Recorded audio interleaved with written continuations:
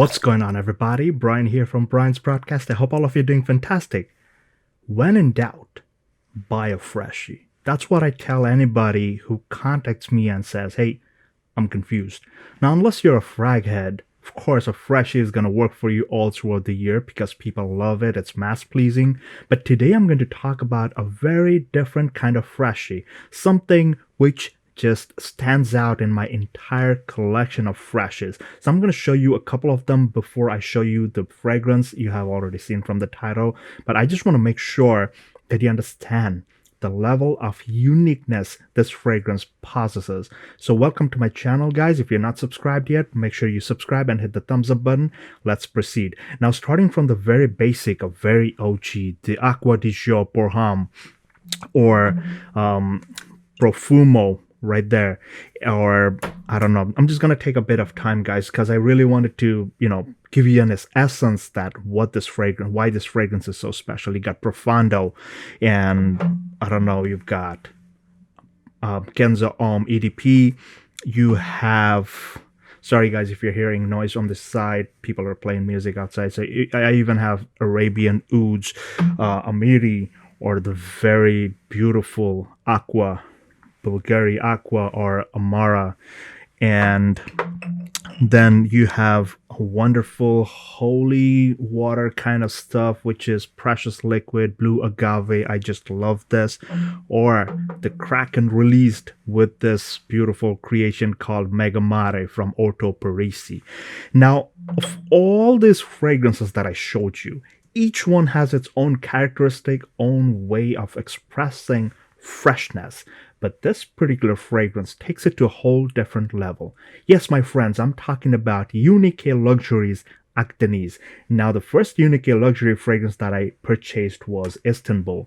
Now, why did I do that? It's because a lot of people keep on talking about the more popular ones, Kute or Crush on Me, or I think there's Beverly Hills, and then Beverly Hills Exclusive, or sometimes I think there's one that's called Chocolate Makes Me Happy. So people are talking mostly about gourmands and some super sweet, super chocolatey, those kind of fragrances. Istanbul is no different. It's a beautiful one, but this is a bit different from the other ones that I talked about. Those are like more boozy, chocolatey, blah blah blah. Let's not talk about it.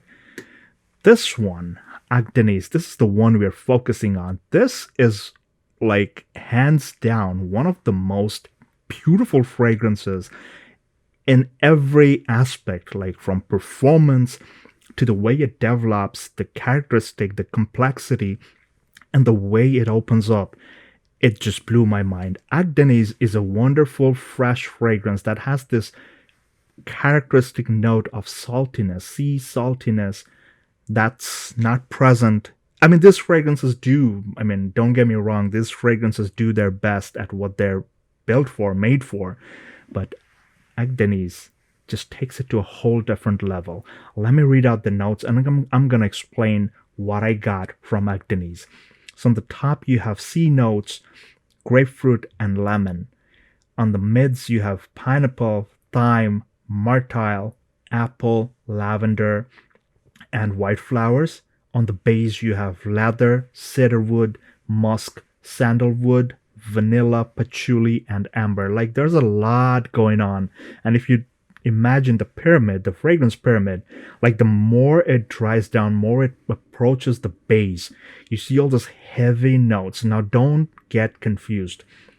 This fragrance opens up beautiful, bright, juicy, and absolutely succulent. Like, this is something that once you spray it, your mouth's gonna start watering, man. Thinking about it, it's just making my mouth water.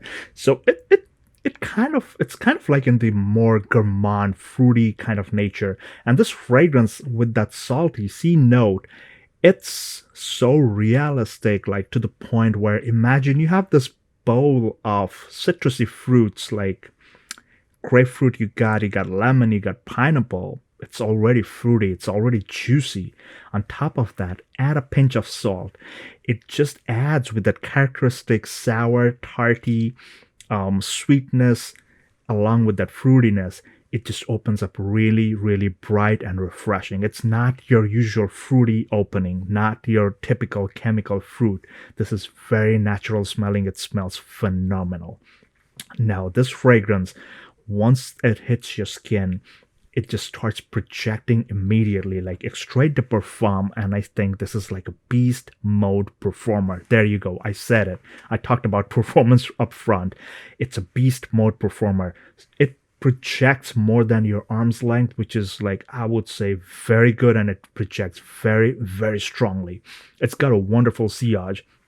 Now, drying down, this fragrance slowly takes up that green kind of vibe, like almost like a barbershop kind of feel, but it's not absolutely barbershop, like tad bit, like maybe imagine you're slowly veering into that territory, but like not completely in there. So you're just touching the rails, almost gliding past the rails on the highway. On the other sides, on either side, you have this barbershop kind of feel. That's where your thyme and lavender comes in. Like now, like with the lavender and apple combination, it already, like it's somewhere in the beautiful floral fruity range already. Thyme kind of gives you that almost like a green barbershop kind of feel. It's very refreshing. The myrtile over here, it's one of the sweet smell that comes through. So it's the fruity sweetness is there, but the floral sweetness, it's just like a heavenly thing. There's a presence of white florals, but I never got any florals from this fragrance. It's more on like a whole combination working together. Drying down, this is where things get interesting. And this is like around like 10-12 hours mark. This is where you hit the absolute base, like the average time when you hit the absolute base. This is where things get very interesting. Now the citrusy salty part kind of like propagates all the way to the base. This is where your leather and the cedar wood comes into play. Now the leather is not one of your super harsh chemical kind of leather. It's very smooth. You get the underlying hint of leather, and the cedar wood adds to that dry, dark woodiness to this fragrance. The sandalwood and the muskiness just, it plays around. The vanilla, the patchouli, like it works. I think I felt that it works with that cedarwood leather combination, kind of like that mild earthiness, because remember, whenever there's sea, there's a land, and when there's land, there's vegetation, there's greenery all around. So somewhere, someplace, imagine there's a bit of earthiness coming through, very mild, very light. It's never too much. There's a hint of darkness to it, which is coming from the cedarwood, and the patchouli combines with the leather and the cedarwood to give you that like earthy, dark, a tad bit, kind of like maybe a smokiness, tad bit, tiny tad bit, like that's what my nose picked up. And the leatheriness just, adds to the smoothness. The muskiness, like it smooths things out. The sandalwood and vanilla combination is to die for. Like this is what makes the fragrance not become too earthy, too dark, or too smoky, too bitter kind of thing, but it just smooths the whole experience. Like it's a very nice, creamy, smooth dry down. There's an ambery feel to it, so like kind of like feels a bit dry towards the dry down, but it's more succulent and juicy towards the opening to mids. Talking about performance, this thing lasted way past 12 hours, and I'm telling you, I don't know if you can see it, but this is a spray that I wiped off just to get a hint of it, and it's still shining. I mean, this is what you call true extrait power. It's a powerhouse fragrance, goes way beyond 11 to 12 hours easy on any given day. And although it's very cold in New York City, like I have made videos before, and I'll say it again and again, that I don't care what people think. They be like, oh, you gotta wear gourmands and heavy tobacco, woody, smoky fragrances, and in the cooler months.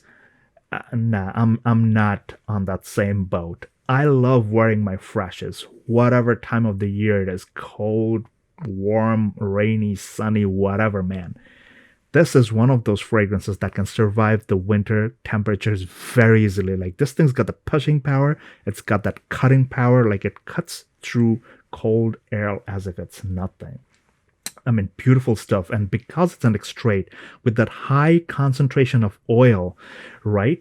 So this thing, it just sticks to your skin. And just a word of caution, be careful if you're wearing this fragrance with lighter colored clothes, because the oil is very, very dense. It sticks to your skin for a very, like, an insanely long amount of time. And you don't want the clothes to be stained. So just a word of caution. And if you have made it so far on this video, guys, please make sure you subscribe, you support my channel, and I love all your presence, your communications in the comments, hate, criticism, whatever. I love watching you guys interact with my channel. That's what I want. That's what I love. And the beauty of creating all this fragrance reviews is, like, I don't want to rush it. I'm not in a rush to make money, right? So I'm just here to express my feelings, my reviews about the fragrances that I buy, do honest reviews. And a lot of you do comment, like, it's very positive. It's a very energizing moment for me when I see people talk to me and tell me that, hey, Brian, you're doing a great job. Keep it up. So, like a little pat on the back doesn't hurt, right? So show your love and support by subscribing to the channel, hitting that thumbs up on this video, and tell me, what other fragrance from Uni Luxuries do you own? I have 2 of them. So the first one was Istanbul, and the next one that I got was Akdeniz. Both are like super wins for me. I absolutely love both of them, particularly Akdeniz. I think this one I might need a backup bottle of. So yeah, until the next one, guys, stay tuned and take care, everybody.